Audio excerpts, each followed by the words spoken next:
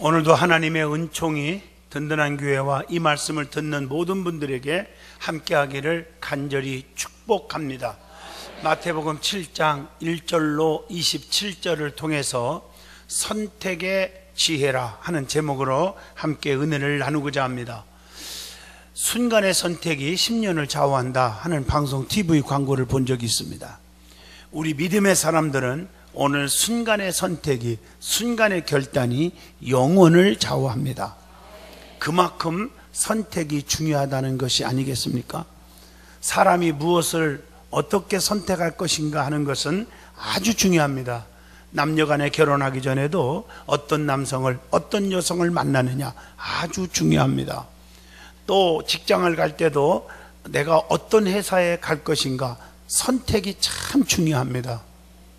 우리가 성경을 보면, 영적으로 보면 양면성을 가지고 교훈하고 있어요. 그래서 선택을 잘해야 돼요. 감사하는 자가 있으면 불평하는 자가 있어요. 우편에 서 있는 자가 있으면 좌편에 서 있는 자가 있어요.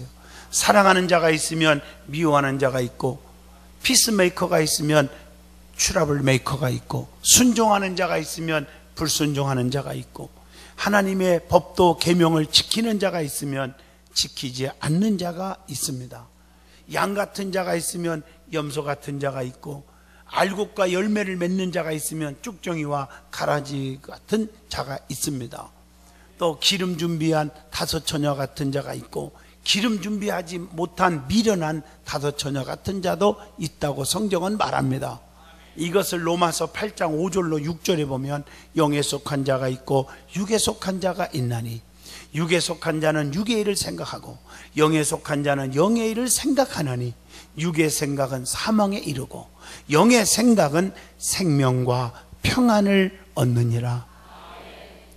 자녀들 가운데 대학에 입학할 때 보면 전공을 잘못 선택해서 어떤 분은 4년 동안 그냥 마지못해서 공부하다가 다시 1학년으로 자기 하고 싶은 전공을 살려서 입학하는 학생들도 많이 보았습니다. 부모가 그냥 일방적으로 너 법대 가라, 너 의대 가라, 너 약대 가라, 너 경영학과 가라, 일방적으로 밀어붙여가지고 자녀들이 힘든 경우가 얼마나 많습니까? 사람마다 자기의 재능이 있고 자기의 달란트가 있는 거예요. 그걸 살려줘야 돼. 그래서 선택을 잘하게 해주셔야 됩니다. 그래야 즐겁고 행복한 인생의 삶을 살아갈 수가 있는 것이 아니겠습니까? 그러므로 신앙생활하는 성도들에게도 선택의 중요함을 깨닫는 지혜가 있어야 합니다. 이스라엘 백성들이 부정적으로 보고한 10명의 정탐꾼들의 말을 선택했어요. 긍정적인 2명의 여호수아 갈렙의 그런 소리에 선택을 하지 않았습니다. 그래서 그 결과 어떻게 됐습니까? 젖과 꿀이 흐르는 가나안 땅에 들어가지 못하는 비극이 일어났습니다. 오늘 여러분 기생 나합을 보세요. 하나님 편에 있는 주의 사자를 알아보고 그들을 선택하여 숨겨줌으로 여리고성이 무너져 다 멸망받았지만 나합의 가족만은 구원받았습니다. 여호수아 2장 17절의 말씀입니다. 에스더는요, 에스더 4장 16절 보시면 자기 백성들을 선택했습니다. 권력을 선택한 게 아니었습니다. 그래서 죽으면 죽으리라의 신앙으로 왕 앞에 나아가서 결과적으로 자기 백성들을 구원할 수가 있었습니다. 오늘 본문의 말씀을 보면 예수님의 산상수훈의 말씀의 마지막 부분입니다. 우리에게 선택의 지혜를 갖게 하는데 영적인 큰 도움을 주고 있는 말씀입니다. 오늘 본문을 잘 보시면 크게 6가지로 구분하여 말씀드릴 수가 있는데, 믿음의 사람으로서 바른 선택을 할 수 있는 지혜를 찾게 되시기를 축복합니다. 오늘 말씀을 통해서 무엇을 선택해야 할 것인지를 깨닫는 지혜를 가져야 합니다. 첫 번째가 본문 1절로 5절입니다. 비판하지 않는 길을 선택하여야 합니다. 오늘 1절 말씀 보면 비판을 받지 않으려거든 비판하지 말라. 그 비판하는 것으로 인하여 도리어 너희가 비판을 받으리라. 사람들은 비판하기를 좋아하는 자와 비판하기를 싫어하고 남의 허물을 덮어주고 용서하고 관용해 주기를 좋아하는 자로 나눠져 있습니다.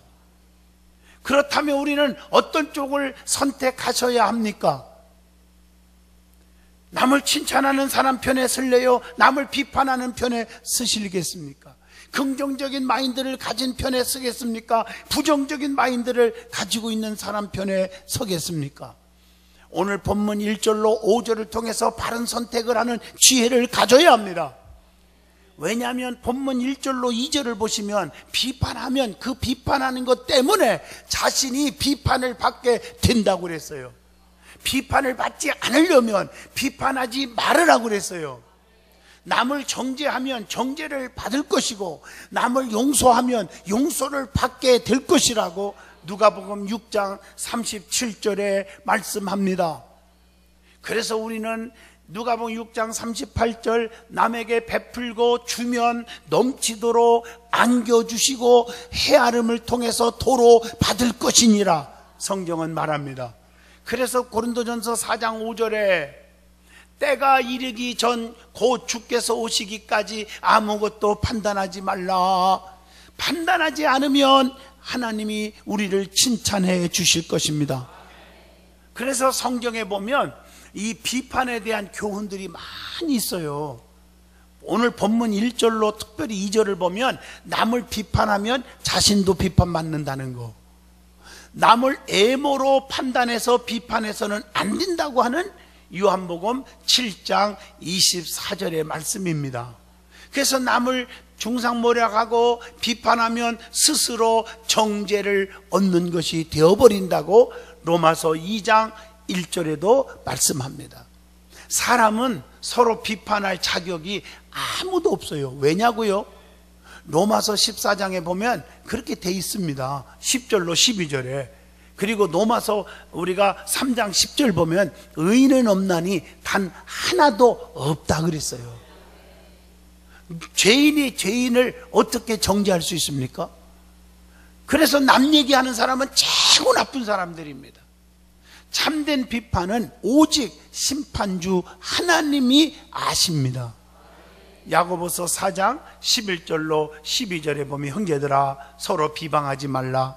형제를 비방하는 자나 형제를 판단하는 자는 곧 율법을 비방하고 율법을 판단하는 것이니라.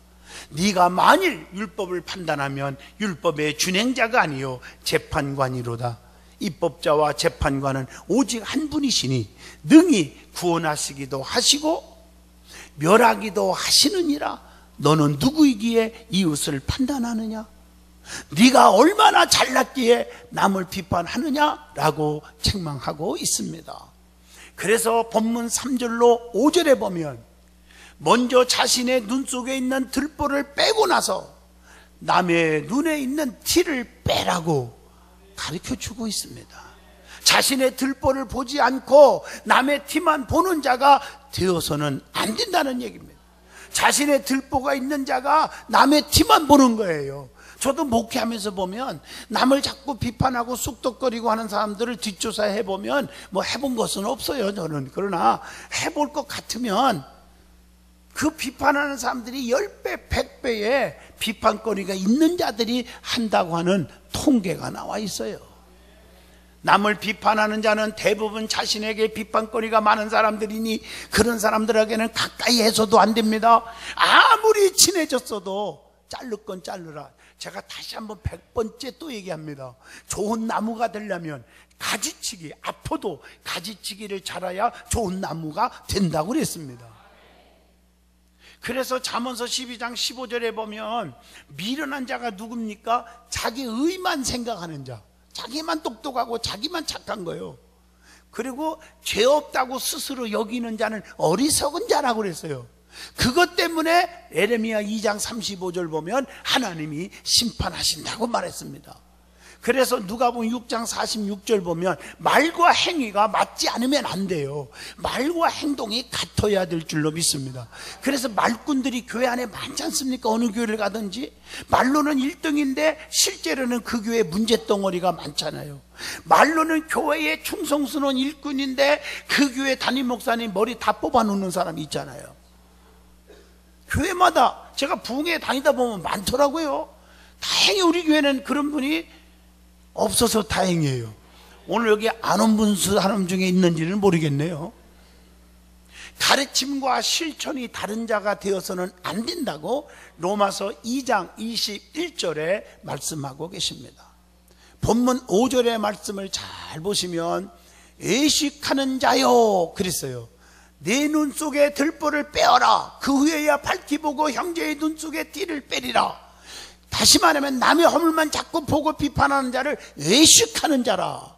그러면 외식하는 자가 누구냐? 외식하는 자는 독선적인 자라고 누가복음 18장 11절로 12절. 그리고 스스로 자기 자신이 스스로 거룩히 여기는 자가 외식하는 자라고 이사야 65장 5절에 말씀하고 있습니다. 자, 두 번째, 진리를 바로 깨닫고 바로 이해하는 편을 선택하셔야 합니다. 그게 본문 6절의 교훈입니다. 오늘 여기 말씀을 보면 거룩한 것을 개에게 주지 말고 진주를 돼지에게 주지 말라 이렇게 말하고 있거든요. 오늘 여러분 영적 진리를 받지 못하는 사람에게 영적 진리를 가진 자와 같이 취급해서는 안 되죠.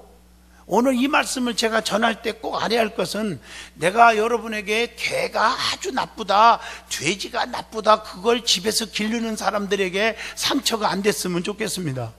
그런 뜻이 아니고 비유로 성경에 말씀했기에 가르쳐 주는 것을 전제로 이 말씀을 드립니다.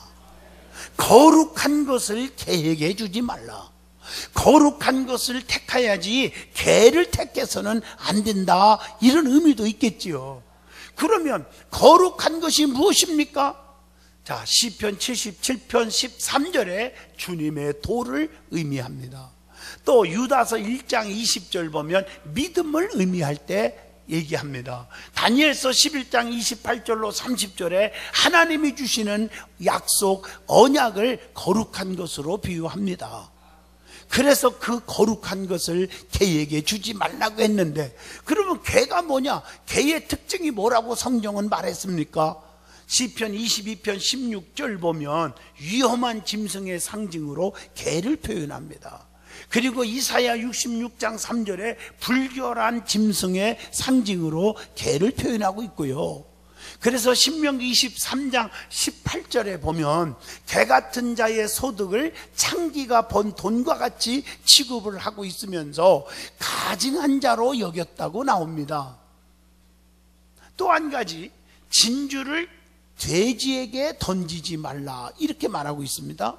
성도는 진주를 택해야지 돼지를 택해서는 안 된다 이런 의미죠. 그러면 진주가 뭡니까? 자, 디모데전서 2장 9절, 계시록 21장 21절 성경에 보면 진주는 아주 비싼 장식을, 아주 가치가 있는 것을 진주로 표현했어요. 그래서 마태복음 13장 45절로 46절 보면 천국은 마치 좋은 진주를 구하는 장사와 같으니 극히 값진 진주 하나를 발견하며 가서 자기의 소유를 다 팔아가지고 그 진주를 사느니라. 하나님의 나라로 상징하면서 진주를 표현합니다. 그리고 잠언서 3장 15절 보면 진주는 지혜로 상징합니다. 지혜. 그래서 그런 진주를 돼지에게 던지지 말라고 했는데 돼지가 뭐길래 그렇게 표현했을까? 자, 레위기 11장 7절 보면 돼지는 굽이 갈라져 쪽발이로 돼 새김질을 못하므로 너희에게 부정하니, 부정한 짐승을 상징할 때 돼지로 표현했어요. 그리고 베드로후서 2장 22절 보면은 더러움을 상징할 때 돼지로 표현했어요. 또 잠언서 11장 22절 보면 분별 없는 여자들을 상징할 때 돼지로 표현했어요. 그러므로 성도는 거룩한 진리, 진주같이 가치 있는 진리를 추구해야 됩니다. 그걸 선택해야 됩니다. 더럽고 부정하고 추하고 가증스러운 편에 서 있으면 안 된다고 하는 뜻입니다. 자, 세 번째, 뭘 택하는 사람이 되라? 본문 7절로 12절에 기도하는 편을 택해야 한다. 하나님은 항상 기도하는 사람 편에 서 있고 기도하는 사람들을 사랑해 주신다는 거죠. 그래서 로마서 9장 13절 보면 하나님께서 야곱을 사랑하시고 에서를 미워하였다고 했습니다. 자, 보세요. 에서는 착했지만 기도한 적이 없어요. 야곱은 아주 나쁜 사람이었지만 한두 뼈가 부러지도록 창세기 32장에 보면 기도하는 사람이에요. 자기 잘못을 뉘우칠 줄 아는 사람이에요. 그러니까 하나님은 기도 안 하는 에서를 미워했지만 기도하는 야곱을 사랑했다고 말합니다. 또 사무엘상 16장 1절 보면 하나님은 사울을 버렸지만 다윗은 버리지 아니하시고 쓰셨다고 나옵니다. 왜 그랬을까? 사울은 기도한 적이 없고 교만했고 주의 종을 우습게 여겼고 목회권을 건드렸지만 다윗은 죽을 죄를 졌어도 침상을 적시고 회개할 줄 알고 나단 선지자 이름 없는 주의 종이지만 주의 종의 권면과 책망을 겸손하게 받을 줄 알았다는 말입니다. 이런 하나님이 다윗을 쓰신 것입니다. 여러분, 하나님은 누구든지 기도하는 사람을 사랑하십니다. 엎드리는 사람을 축복하십니다. 그러므로 기도하는 사람이 되시기를 축복합니다. 기도의 세 가지가 오늘 본문에 소개되어 있죠. 오늘 본문 마태복음 7장 7절로 8절에 구하면 주신다, 찾으면 얻을 것이다, 두드리면 열릴 것이다, 세 가지를 말씀했지 않습니까? 첫째가 뭐 한다고요? 구하면 주신다. 그래서 욥기서 8장 5절로 6절에 보면 구하면 하나님이 보호하시고 형통의 복을 주신다고 약속했어요. 신명기 4장 29절 보면은 여호와를 찾게 되리니 만일 마음을 다하고 뜻을 다하여 그를 찾으면 만나리라. 기도하면 하나님이 구하면 만나 주신다고 했습니다. 구하는 동안에 하나님이 우리에게 어떻게 주십니까? 역대하 26장 5절 보니까 여호와를 찾는 동안에는 하나님이 형통하게 하셨더라. 형통의 복을 주신대요. 그래서 두 번째가 찾으면 찾게 해주신다. 그래서 뜻을 다하여 찾으라고 역대하 15장 15절에 말씀합니다. 사죄하고 선한 양심으로 찾으라고 베드로전서 3장 21절에 말씀하고 계십니다. 어떻게 찾으라고요? 누가복음 15장 8절 보니까 부지런히 찾으라고 가르쳐 주고 있습니다. 그러면 역대하 15장 15절 말씀처럼 여호와를 찾았으므로 여호와께서 그들을 만나 주시고 그들의 사방에 평안을 주셨더라. 하나님을 찾으면 우리에게 평안을 주셔요. 힘들 때 세상을 찾지 말고요, 하나님을 찾으시기를 축복합니다. 하나님을 찾으면 어떤 축복이 오느냐? 결론적으로 아모스 5장 4절로 6절 읽어드릴게요. 여호와께서 이스라엘 족속에게 이와 같이 말씀하시기를 너희는 나를 찾으라. 그리하면 살리라. 죽을 자가 삽니다. 사업이 살고 가정이 살고 행복이 살아나고 자녀가 살고 직장이 살아나고 교회가 살아나는 줄로 믿습니다. 그리고 세 번째, 문을 두드리면 열어주신다고 했습니다. 이것은 인내와 적극성을 가지고 기도하라는 뜻입니다. 열릴 때까지 참고 기다리라는 거예요. 계시록 3장 20절 보면 볼지어다 내가 문 밖에서 두드리니 누구든지 내 음성을 듣고 문을 열면 내가 그에게로 들어가 그와 더불어 먹고 그는 나와 더불어 먹으리라 약속하십니다. 기회가 지나가 버린 다음에는 아무리 두드려도 열리지 않습니다. 누가복음 13장 25절. 기도하기 좋은 이때에 기도의 사람이 되시기를 바라요. 미루지 마시고요. 그리고 하나님은 이사야 58장 9절에 하나님 앞에 부르짖을 때에 부를 때에 응답하신다고 말했어요. 에레미야 33장 3절에도 그렇게 말씀하고 계십니다. 그래서 하나님은 항상 하나님 앞에 구하는 자에게 뭘 주신다? 본문 11절에 좋은 것을 주신다. 그래서 9절에 보면요, 너희 중에 누가 아들이 떡을 달라고 하는데 돌을 주며, 10절에 생선을 달라고 하는데 뱀을 줄 사람이 있겠느냐?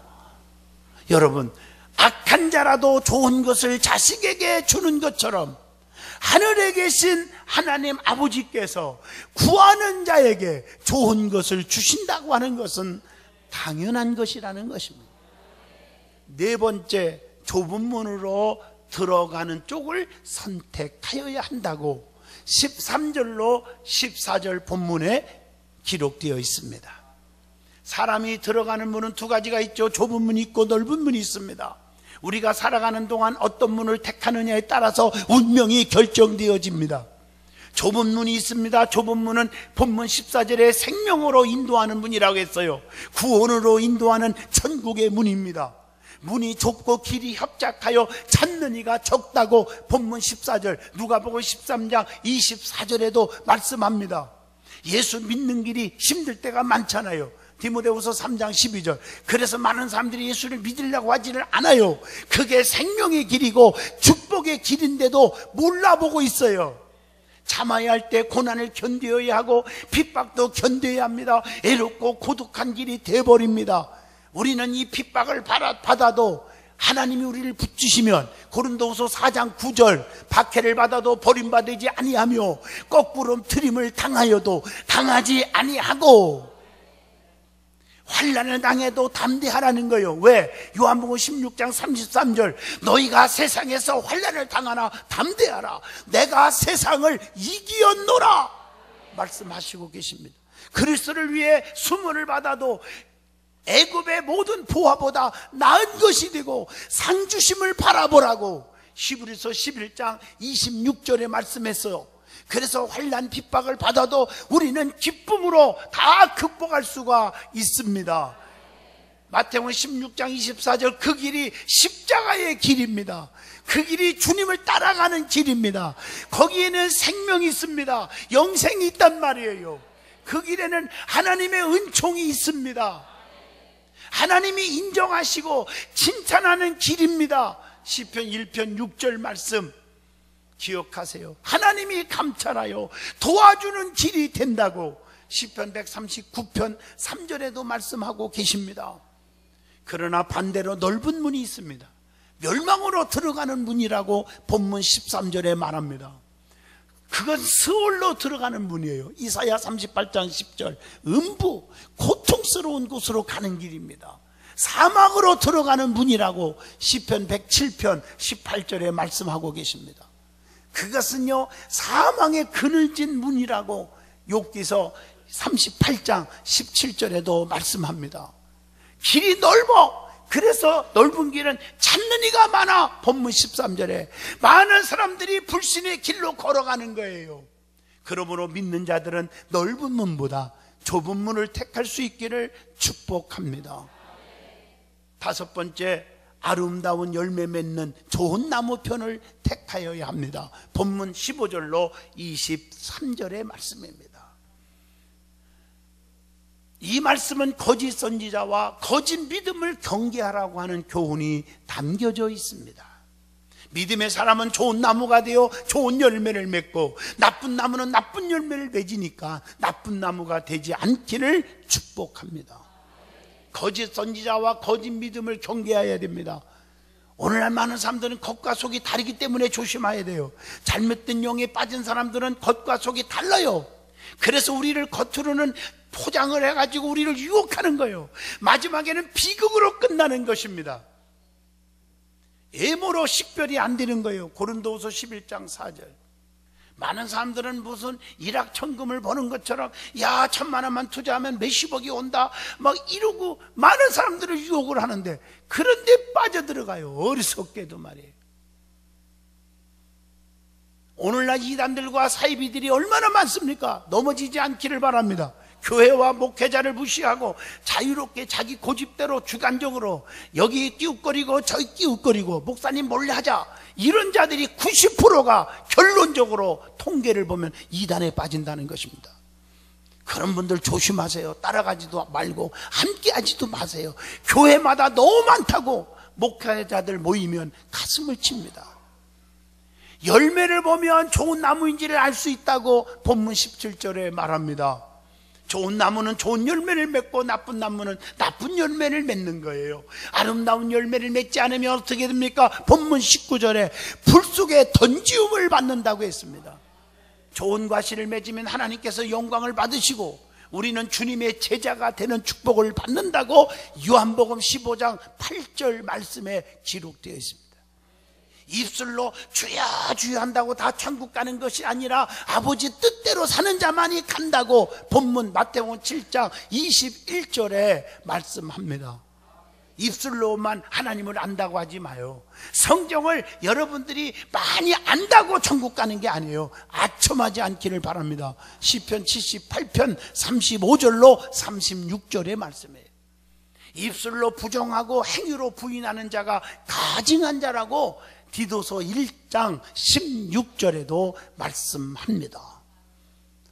그래서 우리 믿음의 사람들은 하나님의 뜻이 무엇인지를 분명히 분별하라고 로마서 12장 12절 소망 중에 즐거워하며 환난 중에 참으며 기도에 항상 힘쓰며, 그래서 데살로니가전서 5장 16, 17, 18절 항상 기뻐하라, 쉬지 말고 기도하라, 범사에 감사하라, 이것이 너희를 향하신 하나님의 뜻이니라. 마지막 6번째입니다. 본문 24절로 27절 반석 위에 집을 지은 지혜로운 자 편에 서라는 것입니다. 여러분, 지혜로운 자가 있고 어리석은 자가 있잖아요. 지혜로운 자는 반석 위에다 집을 세워요. 모래 위에 세우지 않습니다. 지혜로운 자는 반석 위에 집을 지어야 돼요. 모래에 세운 집은 평상시는 몰라요. 겉볼 때는 똑같아요. 그러나 비가 오고 눈이 오고 태풍 쓰나미가 불어오면 알아요. 그냥 넘어져요. 그래서 주님의 말씀을 듣고 행하는 자, 본문 24절, 이게 지혜로운 자래요. 믿음으로 행하는 자, 또 고린도서 5장 7절 성령 안에서 행하는 자, 로마서 8장 4절 행함이 없는 믿음은 죽은 거라고 했으니 야고보서 2장 26절 행함이 따르는 믿음이 반석 위에 세운 믿음, 지혜로운 믿음. 그런데 어리석은 자가 누굽니까? 모래에 세운 자, 말씀을 듣고도 행치 않는 자, 본문 26절 야고보서 4장 17절 야고보서 2장 14절 다 나오잖아요. 그래서 모래에 지은 어리석은 자는 말씀에 뿌리가 없어 믿음 없이 사는 자라고 말하고 있습니다. 비바람이 물어치면 27절에 다 무너짐이 심하니라. 무너지는 것도 억울한데 무너짐이 심하대요. 여러분, 제가 일본 쓰나미를 갔었잖아요. 총회에서 사회봉사부장 할 때 쓰나미가 일어나서 그 광경을 봤는데 비참해서 못 봐요. 높이 4m가 4km까지 쓸고 갔어요. 그 학교고 관공서고 뭐고 집들이고 전부 다 무너져 버렸어요. 여러분, 쓰나미가 불어와서 끝났어요. 그런데 몇 군데는요 안 무너진 게 있더라고요. 알고 보니까 엄청나게 단단하게 바위 위에다가 세워놨대요. 그건 안 무너졌어요. 그들을 도우러 갔다가 저는 많은 것을 깨달음을 받고 왔어요. 오늘 결론입니다. 지금까지 6가지 교훈을 하나님의 말씀에 비추어 전했습니다. 선택을 잘하는 지혜가 얼마나 필요한 것인가. 세상 유혹에 흔들리지 말고 바른 선택하세요. 사람의 소리에 귀를 기울이지 마시고요. 눈에 보이는 것은 물질이 올 것 같아도, 명예와 권세를 짊어질 것 같아도 오래가지 못합니다. 흔들리지 말고 교회 중심, 하나님 중심, 말씀 중심, 주의 중심으로 선택을 잘할 수 있기를 축복합니다. 기도합니다.